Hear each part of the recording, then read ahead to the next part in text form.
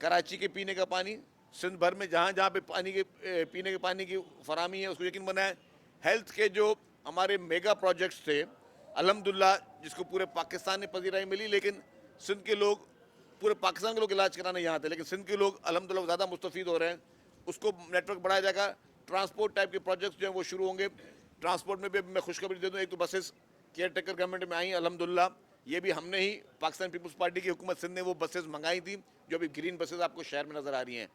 जैसे ही हुकूमत शुरू होगी, शायद अगले एक हफ्ते या 10 दिन के अंदर जो येलो लाइन BRT जो है उसका भी इंशाल्लाह ताला चीफ मिनिस्टर साहब उसका इफ्तिताह करेंगे, जिसमें जो जाम सादिक ब्रिज है उसका काम भी रेडी हो चुका है। मतलब उसके प्रोजेक्ट को स्टार्ट किया जाएगा, प्रोजेक्ट का इफ्तिताह किया जाएगा।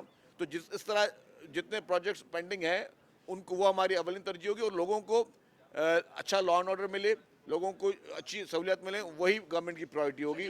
क्योंकि एक लास्ट नजर के, क्योंकि सिंध के लोगों ने एक हम पर भारी एतमाद भी किया है, और हमारे कंधों पे भारी बोझ है अवाम की मैंडेट का। हम इसको अपना कर्जा समझते हैं।